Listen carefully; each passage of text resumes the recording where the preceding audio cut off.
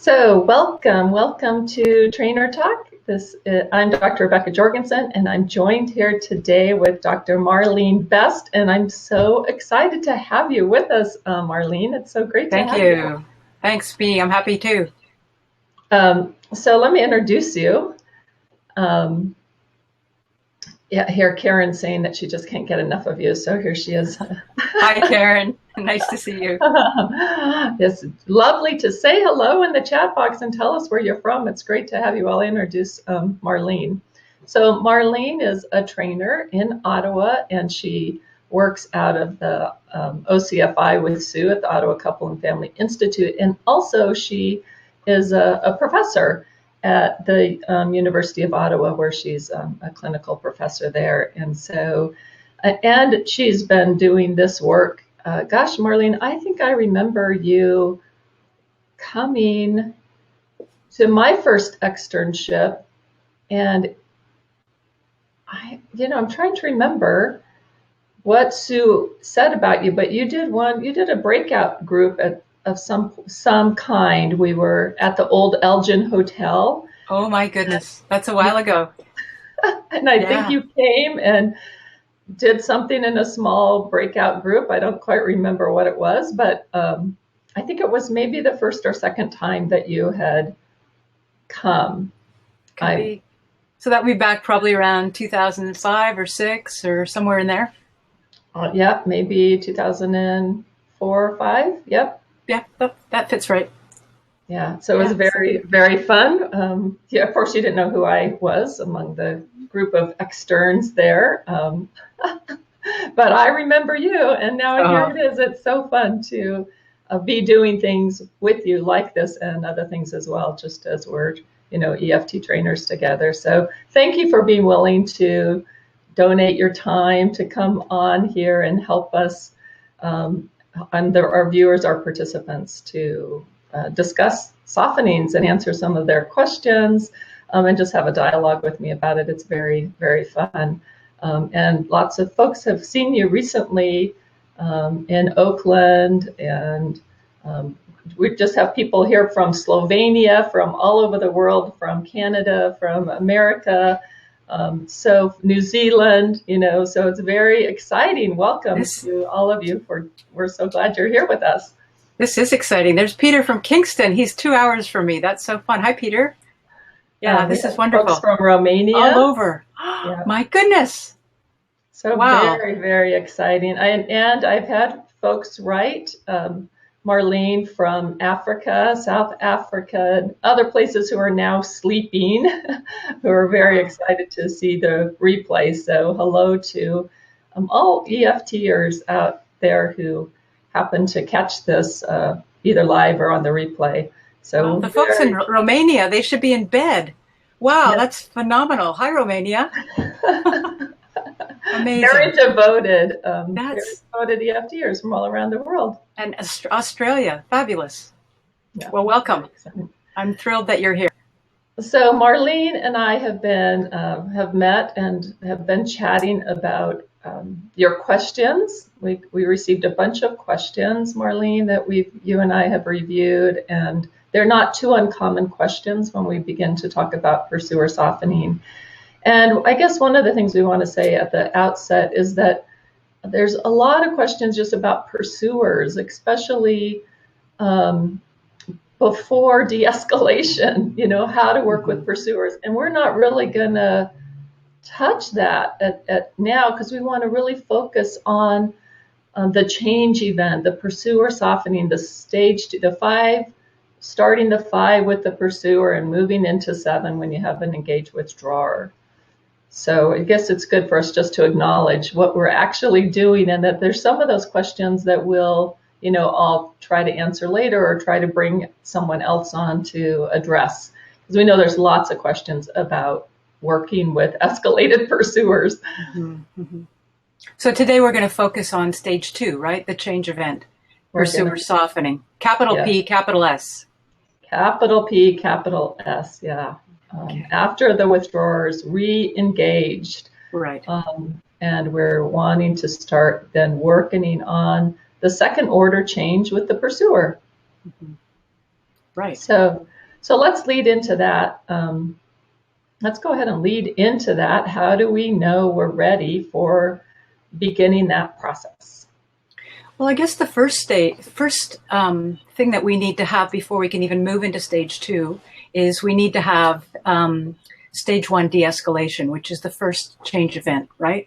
We can't even begin to move into stage 2 in a safe way unless the couple knows their cycle and has slowed it down and they own their positions in the cycle, so that you don't have both partners pointing their fingers at each other anymore, blaming, either actively blaming or less actively blaming their withdrawn, but they think their partner's the problem, right? So we have de-escalation.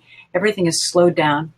I remember, Marlene, you saying on a in-session, one of the in-session seasons where we were talking about something similar here, and you said, which has stuck with me and I've repeated it many, many times at training events, is that we don't, it's not like we get people and move them into stage 2, that their responses push us into stage 2. We're not trying to, get them to be anywhere. We're with them, and then they respond differently because they're de-escalated. Mm-hmm. And that moves us into stage 2. And that was such a relief for me, and is a relief as people hear that, we're not actually, we have that as kind of a goal on the map, that we want to see people be able to move to that, but we're not actively trying to enter some stage 2 process. We're with the couple, and their responses move us there. Right. We need to see markers that they're ready to move. Yeah. Right. And when we see the markers that they're de-escalated, they begin to come into session reporting that at home they're able to stop their cycle. But what usually happens is they begin to be able to interrupt it because they have an experiential sense of what their cycle is, but they're not yet able to know what to do with it. Right? They can interrupt, but then they don't know what to do. And that's sort of our marker for leading into a withdrawal re-engagement. And we do have to take the lead to bring the withdrawer into deeper experience. Absolutely, because as the more avoidant partner, they're not going to do this on their own. That's just not what their style is. So we do have to be quite active in withdrawal re-engagement to work through the 3 steps of 5, 6, and 7 with the withdrawer to bring, I'll say him, but it can be her, bring him or her in to the point where they have reached from a vulnerable place to the pursuer, and the pursuer is able to meet them there and accept that from a vulnerable place, they're willing to help their withdrawer to meet whatever needs they've been able to articulate to make them feel safer in the relationship. So we need to have had the withdrawer make that reach in withdrawal re-engagement before we can move into pursuer softening in a safe way. It's all about safety. And this brings quite a bit of relief to the pursuer to finally be able to really see the withdrawer and understand the withdrawer's desire for connection and need for safety and acceptance, and that they play a role in meeting that need for the withdrawer. So that's it's a relief for the pursuer, but it doesn't yet solve the pursuer's own fears, which is what we begin to enter as we move into the pursuer softening. Right. The withdrawal re-engagement brings a more contactful possibility to the pursuer. Yeah. If their partner hasn't shown up, then there's nobody to interact with, right? And they just get quite panicky all over again that he's going to disappear. Yes. And again, I'm going to say he, but it could be a she. I'll just say he because it's easier, if that's okay with everybody.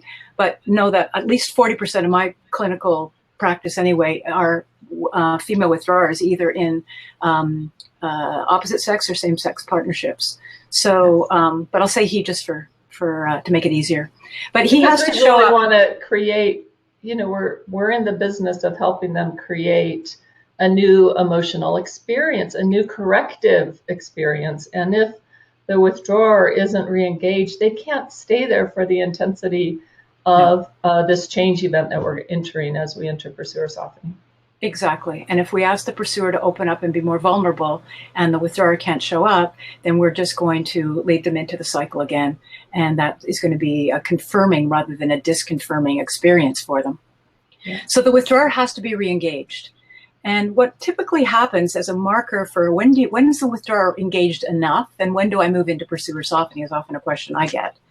And often what you'll get is after doing 1 or 2 or sometimes 3 step 7s in sequence, well, over a period of sessions, because for the withdrawer, it's kind of a drip, drip, drip iterative process where you're repeating the process over and over again in order to bring them out more and more, to the point where at home what people start to report is actually she'll say he's definitely more there. I can feel his presence. He may be inquiring more about me. He may be sharing more of himself. She's kind of liking it, and it's seeding lots of hope. And he'll be able to also report, yes, this does feel different, and he's kind of liking it too. But often what will happen is that the withdrawer will say, but you know something? She's not really taking the same kind of risks I am. I kind of like to know more about what's going on for her inside. I want to be there for you too. Yes. But it reminds me a lot of your training tape with Lisa and Sean. Yeah. Mm-hmm. And the first part of that tape is you do this check. Is the withdrawer re-engaged enough? Right. And, he talks about being present, at least because he's overcome this dissociation and he knows what it's like to be present, and recognizes he's there at least most of the time, or at least part of the time, and he knows when he's not. And she confirms that. Yes, right? That's right. And she says something like, well, it's not that I think he sort of qualifies, well, I'm not doing it perfectly, and I'm still not very good at doing this, and it's kind of new, and he's making all kinds of qualifications about what he's doing. And she says, that's all fine. I just need to know that you're making an effort. Right. It's the effort that I see that makes you feel more contactful to me. And so this feels different to me. Yes, he's showing up, owning his part of not knowing. Instead of shutting down not knowing, he can even claim, I'm not knowing and I'm trying. Exactly. So that gives us a sense that he's there. And I think he says something, I would really, really like it. And I think this is an important part in pursuer softening, is that one of the first steps in pursuer softening is what Bradley and Furrow and their research have called shoring up the withdrawer. Mm-hmm. And shoring up the withdrawer is a really important step in pursuer softening. And basically what it means, it's kind of fancy words or big words for inviting the pursuer. The withdrawer needs to be able to invite the pursuer to open up more. Then you know that the withdrawer is actually, in a way, it's quite interesting because he's actually expressing one of his needs. You're hitting 2 birds with 1 stone here. Right. He's actually saying, I would like you to open up. That would feel good to me, which is him reaching, right, with a need. And what it does is that it creates a really explicit sense that, and reassurance that he is going to be there, or he's going to try and be there if she takes this risk to open into this new process. Right. It invites her to respond with her fears, and he's really there present and not losing contact, actually gaining more and more contact with his longings for more attachment. Exactly. Yeah. So it's also a big relief to the therapist. I think getting that shored up pursuer is super important. Getting a clear invitation also relieves some of our own pressure and angst, because we know that we don't want to hang the pursuer out to dry.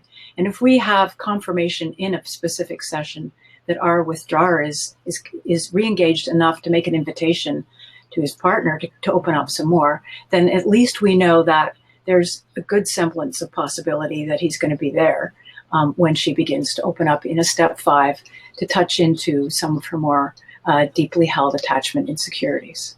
Right. So really what we're describing as we talk about shoring up the withdrawer is that you're doing step 5 with the pursuer. They're getting more in touch with their fears and their longings, their unmet needs. And the withdrawer in response to that is saying, I hear your fear and I want to hear more about it. I want to be there for you. I I need to be needed by you. Give me a chance, right? Right. They Yeah. kind of repeat their step 7 request Mm-hmm. in an Well, invitation to share. well, even before I even start a step 5, I'm going to want to shore up the withdrawer. I want the invitation to happen before we even start the step 5. If we I start see. right from the beginning. I see. Because I really want to feel like it's safe enough to start, to even then begin to imagine a possible reach. That's the next step in the Bradley and Furrow Right. kind of chart, or their process that they researched. Right. So then I can start to say, well, he's saying, what's it like for you to hear that he would really like you to open up? Could you imagine beginning to open up and share more with him? Share more of yourself, of your own inner feelings. And what that does is that. So let's slow down just for a second. Sure. Let's go back, because as the withdrawer reengage and they make their step 7 request, which is often something like, give me a break, give me a chance, I'm trying to show up, right? Mm-hmm. It's like that's that see me, make it safe, accept me sort of request.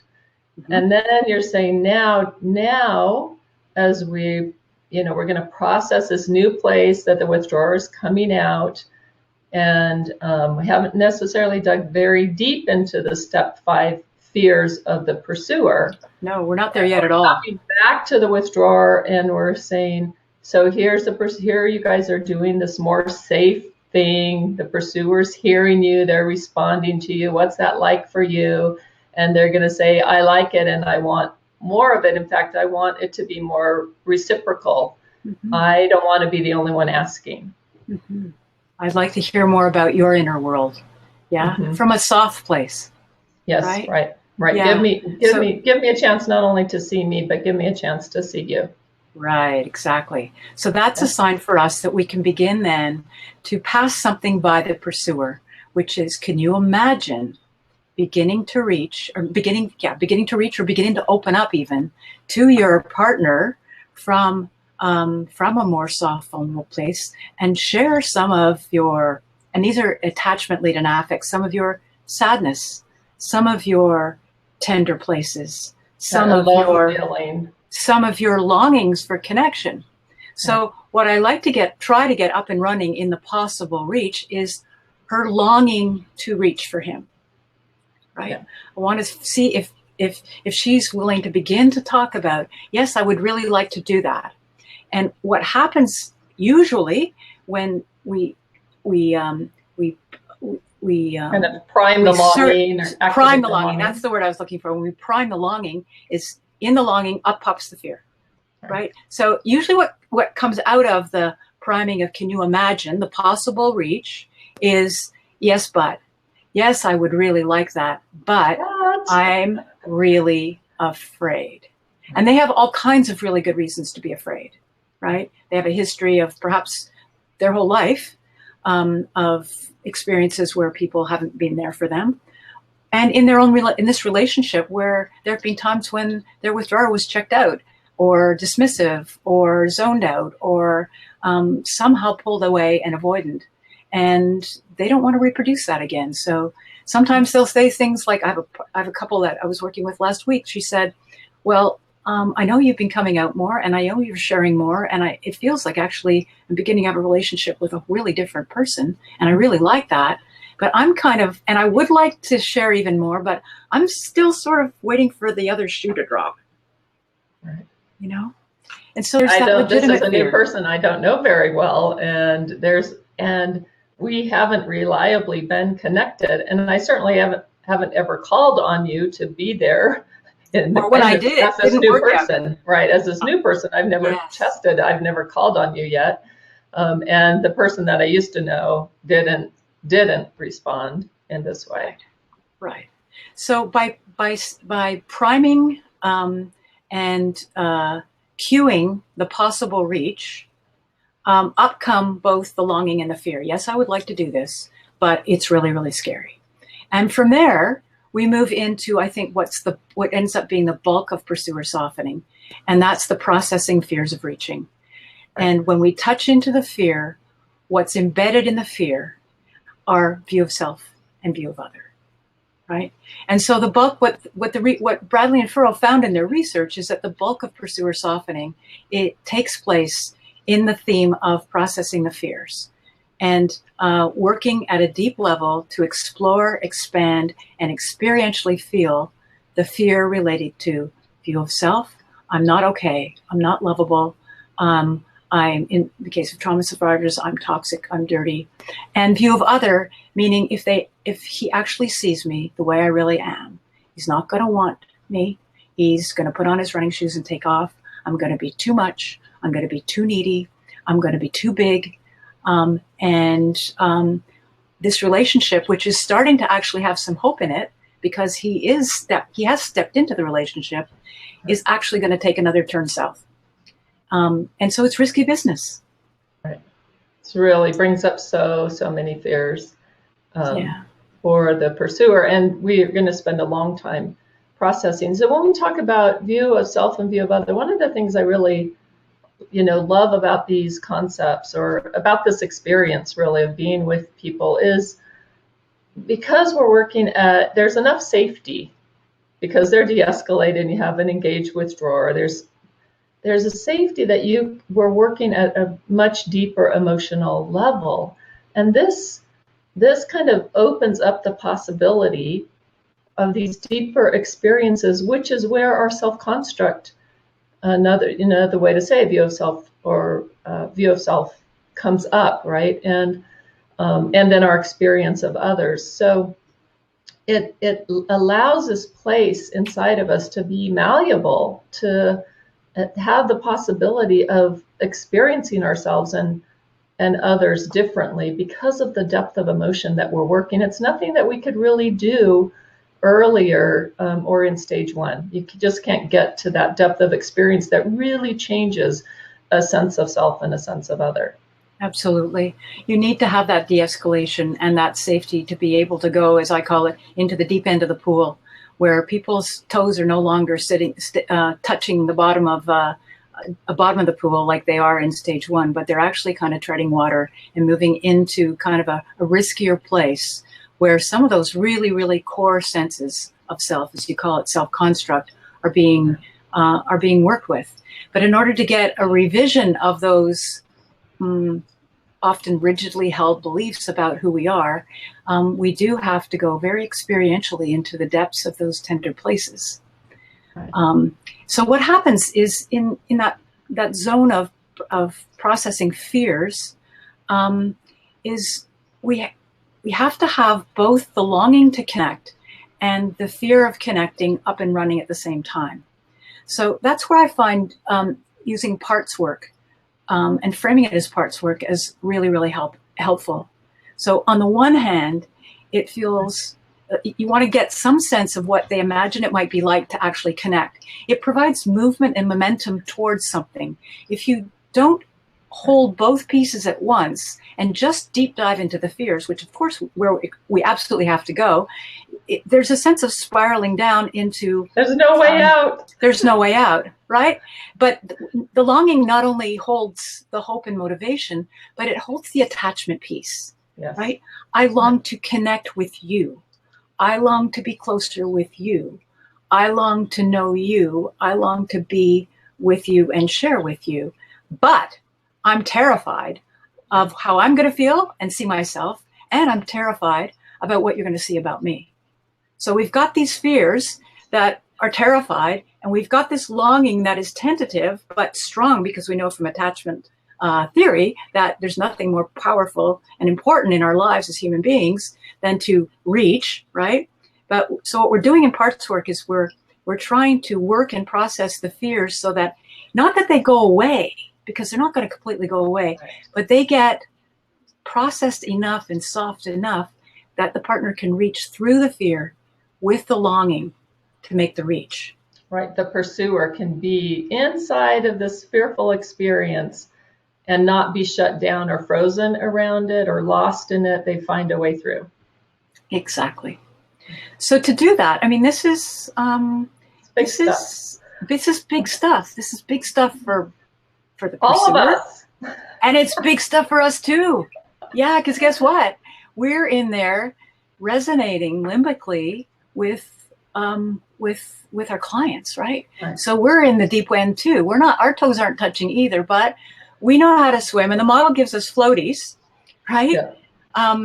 So we have something to lean on. We know where we want to go, but our challenge as therapists is to be able to lean in and basically slow it down and stay there. Stay there and go slow. Stay there and go slow. Stay there and go slow. Yeah. And it's very repetitive in many ways, because we know we're talking to the limbic brain, and the limbic brain doesn't process quickly. The limbic brain is really fast when it comes to activating fear and moving, away from vulnerability, but very slow in being able to integrate something new or reprocess an experience or kind of put some new understanding around it. And that takes a lot of slowness, a lot of repetition, because it is not a fast change system. It takes a lot of slowness to have that integration. Absolutely, yeah. And so that's when our risk skills come into, we can practice them and just dive into them in the best possible way. We just want to bathe in risk, and allow ourselves to repeat, and allow ourselves to just stay with powerful images. Go slow, soft, stay just on the edge of the client's experience. We don't want to move too fast ahead of them, because then the cognitive brain will click in and go, what's going on here? We want to just stay really close, just slice it really thin, and just inch from the leading edge of what the experience is, and stay there, stay there, stay there, stay there, stay there, so that we can help process these fears with so much of our beautiful EFT validation, right? Of course you're afraid. Of course you're afraid. This may be the first time that you've ever tried to reach any time, or it may be the first time that you're reaching to this particular partner when he's open and asking, right? So I think we really have to be very patient in this phase. For me, this little processing fears of reaching, is my favorite part of EFT. Yeah. It's great, isn't it? Yeah. So when we're in the zone in it, when we really do have withdrawal re-engagement, and there's somebody there who we know has the potential to catch this person who has been dropped so often before, it's a very privileged and tender place to be there with somebody. And at first we're the bridge, right? They're opening to us. And then when it gets to the point where, Bradley and Farrell call it the boiling point, that place where it's hot enough, right? And it could be hot enough where the fear is hot, but the longing has to be at least present. We may ask them to enact their fear. This is appealing. I would like to do it, but it's too scary because, right? So these are step fives, and then we move into a 6 to help the partner receive the expression of fear. I'm too afraid to do this, so that it gives the partner, the re-engaged partner, the opportunity to reassure and accept their pursuer in their tender place, and say it's okay. Yeah. And slowly move into this with them as well, because it's very new for them too, to actually have this opportunity. Totally. So we're going to do rounds of 5, 6, 5, 6, 5, 6, as long as it takes to soften that fear place, right? To make it malleable enough and less rigid, so that they can reach with the longing through it.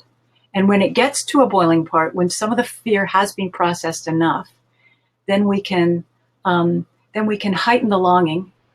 Can you imagine then? And this is where also I think it's really important to seed images of safe reaching. So can you imagine turning to your partner? I think what I said in the training video over and over again, so it would be hard for you to imagine reaching for Sean and asking him to help you carry this weight with you, so that you don't have to carry it all alone. I think at one point somebody in a workshop counted how many times I actually said that to Lisa in the video, and I think it was something like 15 or 16 times. because this was so new for her, I needed to repeat it over and over and over again to seed the image of what a reach might look like.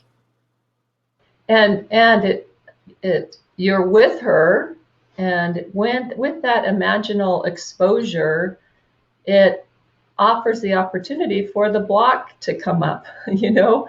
Exactly. Well, I could maybe sort of, if, or I'm not sure because, and it Yes, gives you that way back to the parts to be with again and to cycle around it all again. exactly. And so that gives you a sense, because that's exactly right. You keep doing it until you see that there's beginning to be movement. And with Lisa at the beginning, it was, no, that sounds really risky. No, that sounds like it would be really dangerous. No, that would jeopardize my relationship. Oh, that sounds, no, no, no, no, no, no. But no, that sounds good. But. And gradually she says, at one point, she begins to say, yeah, well, it is really scary, but what I'm doing right now isn't working so well. So maybe I could. And you could, through the repetitions, she gradually begins to consider that maybe this could be possible. And I think your word of exposure was a really good one. Our work in processing fear is gradual. It's exposure therapy in a way. It's exposing people to the imaginal idea, seeding the image of being able to do this in a safe way. Right. And to do that, you know, as we kind of cue them, can you imagine? They have to actually try it in their head, right? Right, exactly. Which gives us the block.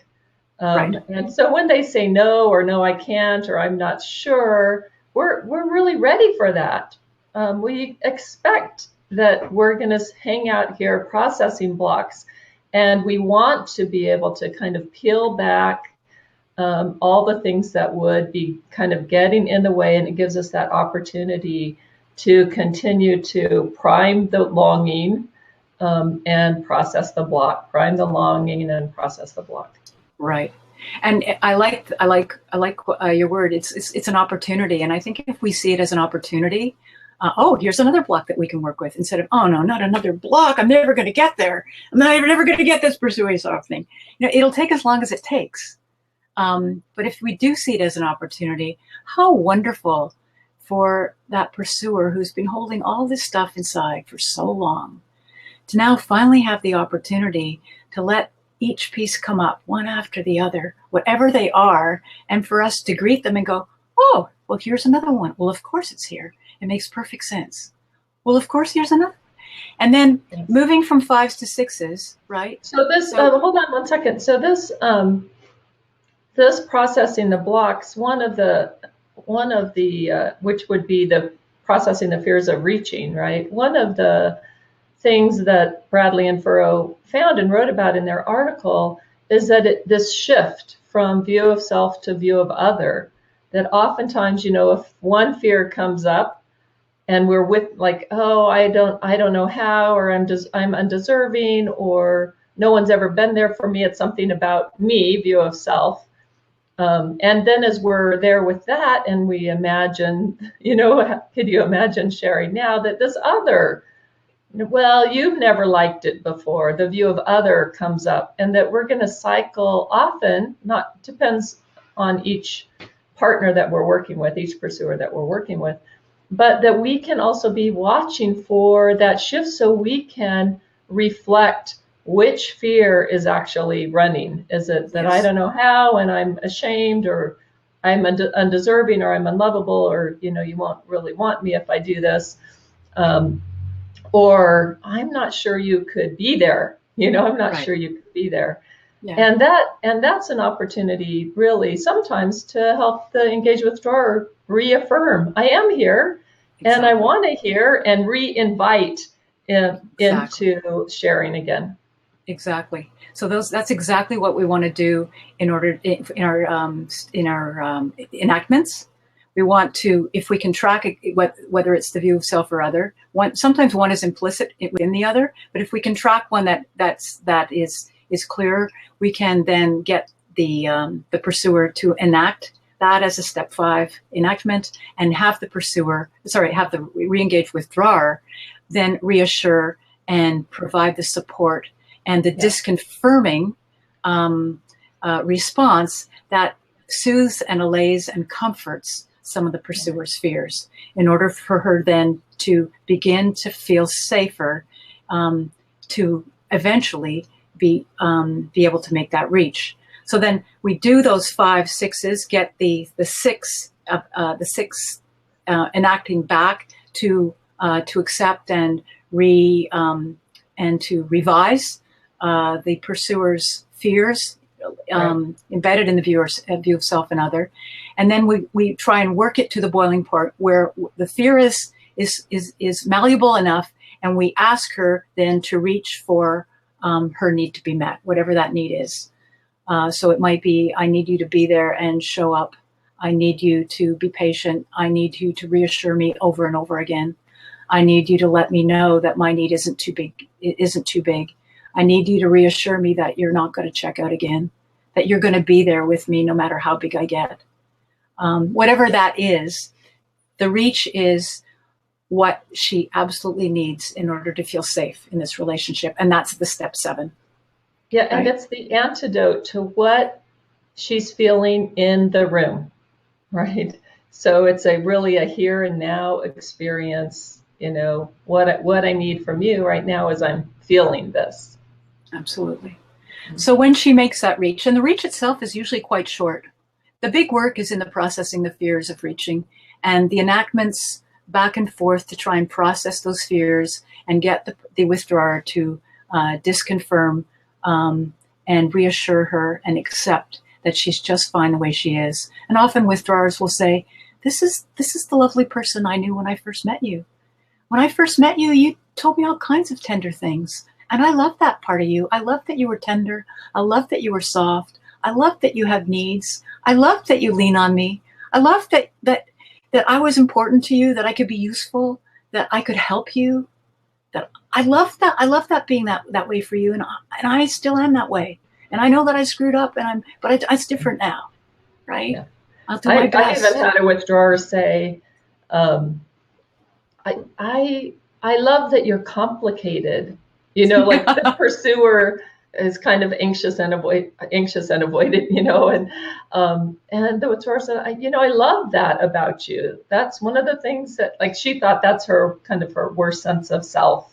Mm-hmm. But that's actually one of the things that attracted me so much to you, is that we could relate about that, because I feel kind of complicated too, Right, exactly. And that real affirmation about who they feel the heart of their partner is all about. Right. So let me just talk about parts work a little bit more, because I can see in the chat box there's a question about that, and I think this is where a lot of people sometimes get stuck, and that because it's not one thing or the other. It's not all fear or all longing. We're complicated, right? And we have this ambivalence, and it's so normal. So I think you just want to be explicit about the fact that part of you, and I think let's use the example of Lisa and Sean again, because I think you guys can go back and refer to the training tape to kind of reinforce what I'm talking about here, is that Hey, Marlene, what's the name of that training tape? I forgot the name of it. I think it's called something like Restructuring Attachment Bonds. It's orange. Yeah, it's orange. That's what I remember about it too. I think it's called Restructuring Attachment Bonds. There's a stage 1 video with Sue, and there's a stage 2 That's video with Sue and Marlene. With both of us, there's a couple. She works with a couple in stage 1, and I work with a couple in stage 2, pursuer softening. So parts work. Okay, so Lisa really does long to reach for Sean and have her help carry the weight, carry some of the resentment and pain that she's carried for a really, really long time. So she's able to articulate, yes, I would really like that. That would feel really good, because she's done it too long all by herself. So that's the longing. That's one part. The other part is the minute I keep passing this by to her, can you imagine turning to Sean and asking him to share this weight with you, to carry some of the resentment that you've carried so long all by yourself? She goes, yeah, but that's really scary. So the scary is the second part. So the carrying two parts is when you imagine this, you can imagine that there's something really nice about sharing. There might be something really nice about sharing this pain with Sean and not having to carry it all alone. That's the longing part. But when you think about that, this sounds really scary. So tell me more about what's so scary about it. So you explore the scary part. You walk around in it and around in it. So she said, well, it's really risky. If I share, maybe he won't be able to handle it. I've never shared this with anyone before. This feels really dangerous. This feels like, I don't know what exactly she said. She didn't say she was going to implode, but probably she could have imploded. She was afraid of that. Horrible things are going to happen, right? So then the part work is, so when you imagine sharing this tender place with Sean and having him help you carry this weight, so you don't have to do it alone, up comes danger, danger. This is really scary. This is really risky. This is really hard. Yeah, that's right. Tell me more about that. So you keep walking around in the fear. You hold the longing, but you walk around the fear until it starts kind of a way of ambivalence, right? There's this part that's what would want to move towards, and another part that feels blocked or unable to. Mm-hmm. And that's what you're really holding explicitly, because both of those pieces are so critical to the secure functioning, to Absolutely. Be able to feel and own that part of self, and then, as you described, kind of reach through it to get reassurance from the other. Absolutely. So that fear place, I mean, it could be full of fear related to old trauma. It could be full of fear related to what's gone in that relationship. Up could pop anger. Up can pop terrible hurt from an attachment injury that isn't quite fully processed. Whatever comes up is something to work with. So up comes, no, I decided years ago, actually, that I could never fully open, right? When I think about sharing this pain with my partner, I just think about that time he wasn't there for me. And actually, I'm starting to get angry and hurt all over again, right? So then you work with that. You work with whatever, as you call them, blocks come up that get in the way of being able to reach, because it's all about the reach, the response, and what blocks the both, right? So whatever comes up, you work with. So you got to validate. Yeah, you were terribly hurt. Of course you're hurt. Of course this stuff is going to come up right now, because we're asking you to take an ultimate reach to share and open your heart to your partner. He's here now. He wasn't here before. You got to keep reminding her that this is not the same place that was there before. And you might even say, what's this like for you to hear that, or get her to enact it. I want to do it, but I'm too scared. The anger's coming up. The hurt's so big, right? Enact that, right? So whatever it is, you work with it and hang in. And sometimes we do have to remind them in some way, like, this is a different place, like, in essence, remember you're de-escalated and your partner's right here. We kind of have to go, yeah, you guys have come so far, and this feeling comes up. It's an old feeling. You've had it for so long, and this anger comes right up with it. And the other part is that it's a real opportunity for the withdrawer to be there, to not run away. One of the things that I really love about working in the pursuer softening process is that as the withdrawer gets more and more confident, you can tell me if you see this too, but one of the things that I see is that calms the pursuer, which is so counterintuitive to me, or it was at first, but then I realized, from attachment, why it made sense was that the withdrawer would say, yeah, I'm a little afraid too, but I'm here and I want to be here. And somehow, even though the withdrawer would say, I'm afraid, the pursuer could be kind of calmed by that. And I think in attachment terms, why that makes sense is the withdrawer hasn't shared the inner experience. And if they show up with fear, they're still showing up and they're letting their inner experience be revealed. And that's a little bit different during withdrawal re-engagement. If the pursuer shows up with a lot of ambivalence, it's hard for the withdrawer to do that drip opening. But when Mm-hmm. the withdrawer does that, it's like the pursuer gets to see the engaged withdrawer as more engaged. Like, oh, I get to Absolutely. really see all of you, and you're sharing parts. You're knowing more about your emotional world. The gap is closing, the distance. As with the engaged withdrawer, has a more felt sense about their experience and are able to kind of own more of it, even in the face of the pursuer's fear or anger, the things that used to make them hide and go away. Yeah. I think in a way it's pursuers experience that as de-shaming as well. That I'm not the only person who's afraid here, Nice point. and I'm not alone here.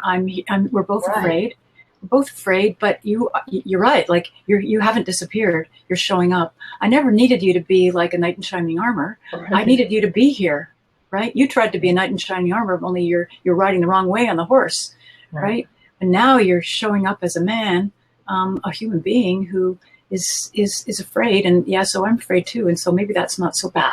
And you're Right. showing up even though you're not doing it perfectly, even though you're afraid about it, even though you don't really know how. I see your effort right now, and you're sharing right now. And yeah, I'm Mm-hmm. not alone then when you can do that, which is really Right. cool. Yeah, absolutely. So I think one important message is that this can take a while. Sometimes it happens fast in a big gush. That once the withdrawer has reengaged, then the Sometimes pursuer. one session or two sessions, and it's Sometimes it can happen really fast, and other times, in my experience, this is more common, that it yeah, does take longer because a lot of our couples are trauma couples. more trauma. Yep. There's more trauma. There's more injuries in the relationship, and there's more trauma that came into the relationship. So it does take longer because there's more barriers to trust that have to be reforged, and there's more revisions that have to happen. And so there Correct. need to be more enactments, and over time there has to be kind of a consistent level of reassurance that comes back for them, That's right? right. So They've over got to start to experience their partner as reliably there before they take too big of a risk, right? Absolutely. Marlene, let's talk for a minute about what it takes for us as the therapist to enter this intensity and, to be present. We talked about going slow, but Jim Farrow's written this really lovely article about therapist presence, and I'm going to Mm-hmm. put that up as a link. That's great. One of the things that, even though we know the map, one of the things that happens for me is it's new with every couple. When you enter this part, there's always a bit of uncertainty because it's new. Like the three of us are creating something new. It's like, even though I've done it with other people, it's really a new kind of experience to be with another couple who is their very first time. Right, for Let's talk a sure. bit about our presence. Well, it can create a lot of anxiety because we're leaning into a really tender place, and pursuers are for all the emotional literacy that they have, that they think about themselves. Often pursuers aren't really as emotionally literate as they think they are, especially when we dive into the vulnerable places. So they kind of get a little squirmy. They kind of get a little bit, their vulnerability has a different feeling to it. And some of us as therapists are pursuers. Won't name who, but some of us are pursuers, and some of us are withdrawers.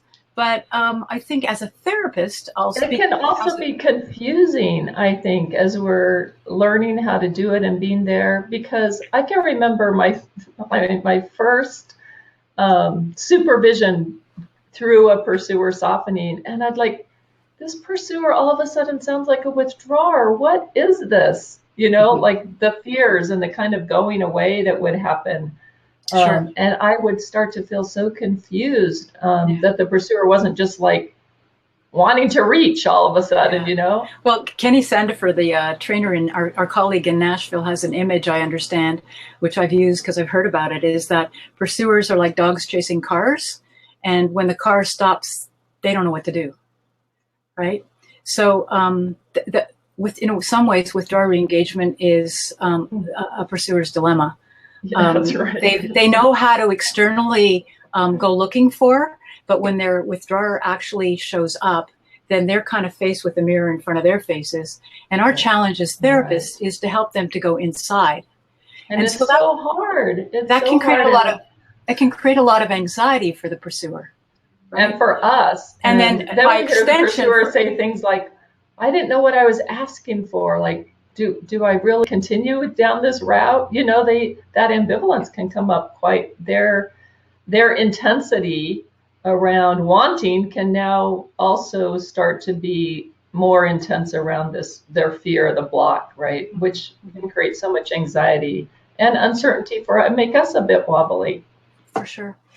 Stephanie Weeb, one of Sue's grad students who finished, I guess, last year, I think she published her article in 2016, did a bit of a review of the most recent literature. And she talks about how the process or the increased anxiety in pursuers during stage 2 is a common hallmark of the process. And that's normal. But as therapists, if we begin to see more anxiety, that can be off-putting or nervous making, and we can wonder whether or not we're doing the right thing. But it's only normal that if we're asking somebody to do something that they've never done before, because they've never had the opportunity to be internally focused, it hasn't felt safe enough. Nobody was there attuned enough to them for them to be there, for their inner life to be co-burdened, right? To be co-regulated. So this is new for them, and it is anxiety producing. And we need to be able to hang in for them and be able to regulate our own affect in that process. And how we do that, I think seeking supervision, whether it's with a supervisor or with a peer, is really important, because these are deep waters, and we have the model to float us, but sometimes we get splashed and we take a gulp. And it feels like, the pursuers maybe kind of put their hand on our head and we're going down under with them. It can be a bit overwhelming depending on our own comfort with whatever the pursuer's going through.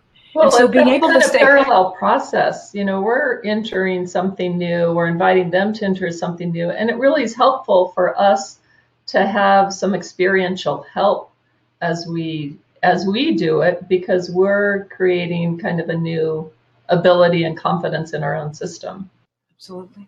So anything that we can do, whether it's our own practice that centers us, whether we can focus inside and find our own calm place, whether we can focus inside and conjure up our own support and secure attachments, interpersonally, professionally, spiritually, whatever it is that can help us stay in a centered place where we can be in the best attuned place we can be coming into working with our pursuers. It's really important, because attunement to the tenderness, attunement to the fear, and as Sue always says, the relentless empathy for whatever comes up, because the blocks will come up and sometimes they surprise us. We think we're just about ready for the reach to happen, and it looks like the withdrawer is all there, and something else comes up that gets in the way of the pursuer being able to go down and reach from that place. And we have to be relentlessly empathic that there's one more thing. And maybe what's delicious about it, I think, and this is where it's an opportunity, maybe this is something they have never disclosed, even to themselves, that in this moment where we're offering them an opportunity to reach from a tender place to the most important person in their life, up pops yet something else that they may never have felt or may never have talked about. And what an opportunity and privilege for us to go with another human being into that core place of humanness to help them make it soft enough and safe enough to do something that not everybody gets to do. It's really a lovely opportunity. So that helps me to stay present. It's like, wow, this is a privilege, as opposed to, holy shit, now what I do. Although I have to admit, I have the holy shit moments, right? And that's just something we have to kind of bring ourselves back to. It's really lovely that you kind of share the way that you help, keep your own presence there. And one of the things that you're describing is, yeah, you have the map, but in those moments, you remember who it is that's across from you, and the honor and the privilege. Like you fill yourself up with gratitude around the work that you're able to do and the risks that they're willing to take in the office with you. And that's really a great, gratitude is such an antidote to fear, isn't it? As is curiosity. I mean, so those are two kind of states that we can access that can help us when we're facing our own fear, is either a state of gratitude or a state of curiosity to help us kind of be open. And that's much easier to do that when we've had a team, a supportive other, someone kind of alongside us that we can go back to and talk to, whether it's a peer consultation group or a supervision group or individual supervision. It's so helpful when we're in these new deep waters, right? For sure. Our clients can't do it alone, and we can't do it alone either. I couldn't do this work alone. Forget it. No, absolutely. Yeah. So that's lovely. Appreciate you sharing that. And I'll put this article back up so folks can download that about the therapist's presence. And if you just click on it, it will open up in a new window, and you can download it later. It will take you to the PDF file of that, and you can download it later. So that's a great contribution, just to have that sense of how do we stay present when we're asking our clients to become present with each other and to stay present. It's a lovely article. Yeah, it's really great. Beautiful. Okay, Marlene, so we're coming up to the top of the hour, and I don't see any other outstanding questions. It's been just delightful to have you. I put in the chat box a little while ago, you have a change event, stage 2 training masterclass coming up in Washington, Baltimore, and I know you'll continue to offer those. Let me just say.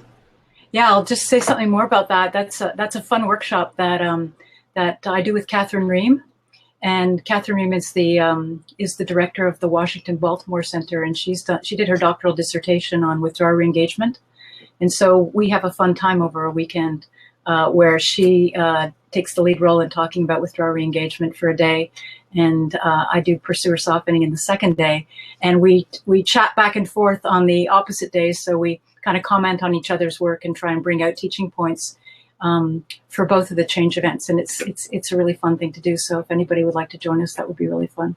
That's in June. And it's in Washington. So fun just to be kind of at the place where we can think about, our couples are getting de-escalated, and now we can really know what that feels like, so we can be moving more expertly and have a much more clear map as to how to move through the change events. Yeah. Because this is where the lasting change happens, right? Absolutely. So I want to give credit again to not only Sue, who of course we're all in great debt to, or indebted to for visioning and shepherding this model into this crazy world we live in, but also to Brent Bradley and Jim Furrow, who did amazing microprocess work to help us to really understand what actually are the elements in successful pursuer softening. And I think that's helped all of us to really understand the process better, and then be able to teach it better. Yeah, process research is, just going to mute that for a second. That process research is such a huge contribution. So both of those articles are going to be things that you want to review and look at. They're very helpful to have those, and so read those. Those give you a great lay out the map a little bit more clearly for you if you haven't read those before. So yeah, we want to wish all of you the best in this, of course, in your EFT work, and especially when you're here doing these very deep change events. That change the whole system from the inside out so people can redefine their sense of self and experience with other and have the secure attachment that we know changes everything. So thank you so much, Marlene, for joining us. And I muted your mic when it was ringing, and now I don't know how to. You might have to turn back on your side. There we go. Can you hear me now? There. Okay. Nice. Thank you, Becca. It's been really fun to chat with you and to have so many people all around the world join us. It's really encouraging, and I appreciate that you're here. Thanks a lot for the Thanks, service everyone. that you've Let got. us know if you have any follow-up questions, and appreciate you all being here. Thanks, Marlene. Okay, thanks, Becca. Take care. Bye. See you soon. Bye.